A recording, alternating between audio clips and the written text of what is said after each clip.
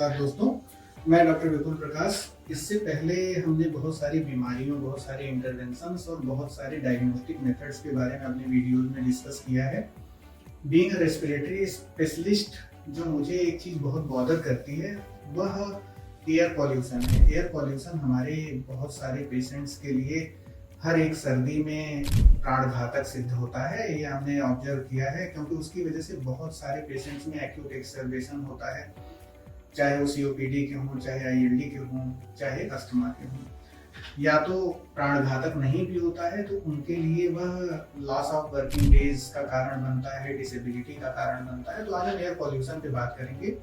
Air pollution, जाहिर सी बात है कि अगर हम देखें तो हमारा लंग एक ऐसा ऑर्गन है जो कि इन्वायरमेंट से डायरेक्ट कांटेक्ट में है। इतना ज़्यादा इन्वायरमेंट से एक्सचेंज कोई और शरीर का ऑर्गन नहीं करता। आप सोचिए कि आप हर सांस के साथ इन्वायरमेंट की एयर को अंदर ले रहे हैं और हर सांस के साथ जो है अपने शरीर से कुछ उत्सर्जित गैसेस को बाहर निकाल रहे हैं।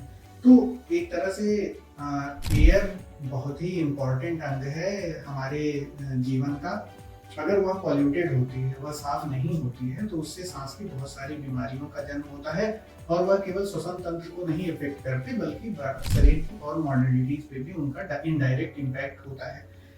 अधिकांश लोगों को पता है, सबको ही अधिकांशतः पता होता है कि एयर पॉल्यूशन के कारक क्या होते हैं।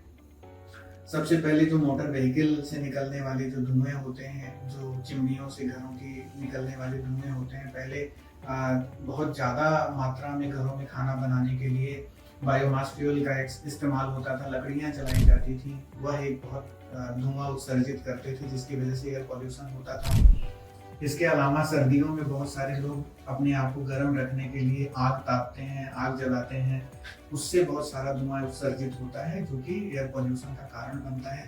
तो विभिन्न जगहों से निकलने वाला जो धुआं होता है वह एयर पॉल्यूशन का इम्पोर्टेंट कारण होता है। कई बार माइनिंग वगैरह होती है तो वहाँ से जो डस्ट निकलती है वह एयर पॉल्यूशन का कारण होती है। वनों की कटाई हो रही है जिससे एयर का प्यूरिफिकेशन इतने अच्छे से नहीं हो पा रहा है, उसकी वजह से भी एयर पॉल्यूशन में उत्तर वृद्धि होती चली जा रही है। और इसके बहुत सारे हानिकारक प्रभाव हैं हमारे स्वास्थ्य पे और हमारे पृथ्वी के भी स्वास्थ्य पे लॉन्ग टर्म बहुत सारे इम्पैक्ट हैं। अब एक कुछ ऐसी चीजें होती हैं जिनके बारे में मैं आपका ध्यान आकर्षित करना चाहूंगा, जिसपे हम जो यूजुअली इग्नोर हो जाती हैं। जैसे मोटर व्हीकल से धुआं निकल रहा है तो सबको दिखाई दे रहा है कि यह एयर पॉल्यूशन काज कर रहा है, लेकिन बहुत इंपॉर्टेंट है। जैसे कुछ चीजें अगर हम अपने जीवन की ठीक कर लें तो उससे एयर पॉल्यूशन को काफी हद तक नियंत्रित किया जा सकता है। जिसमें आज मैं सबसे इम्पोर्टेंट चीज इलेक्ट्रिसिटी के बारे में बात करना चाहूंगा। हमारे देश में अधिकांश जो इलेक्ट्रिसिटी होती है वह थर्मल पावर प्लांट से बनती है, जो कि जहाँ पे कोयले का बहुत ज्यादा दहन होता है, बहुत ही ज्यादा मात्रा में वहाँ पे कोयला जलाया जाता है, जिससे बहुत सारा धुआं और गैसेस एनवायरनमेंट में उत्सर्जित होती हैं।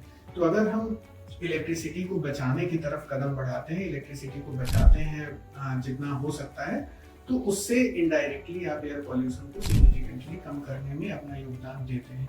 जाहिर सी बात है, जो डायरेक्टली दिखाई देने वाली चीजें हैं, जैसे ठंड के समय में आग जलाना अवॉइड करना, बायोमास फ्यूल का कम इस्तेमाल करना, अगर आपको आसपास कहीं जाना है तो कार की जगह पैदल चले जाना, ये सब चीजें भी बहुत इंपॉर्टेंट होती हैं। सर्दियों में बहुत ज्यादा स्मॉग और फॉग की वजह से, क्योंकि फॉग होती है तो धुआं एनवायरनमेंट में नीचे ही तैरता रहता है, तो इसका इम्पैक्ट हमारे लाइफ पे बहुत ज्यादा होता है।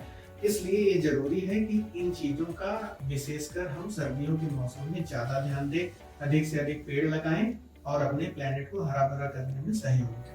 धन्यवाद।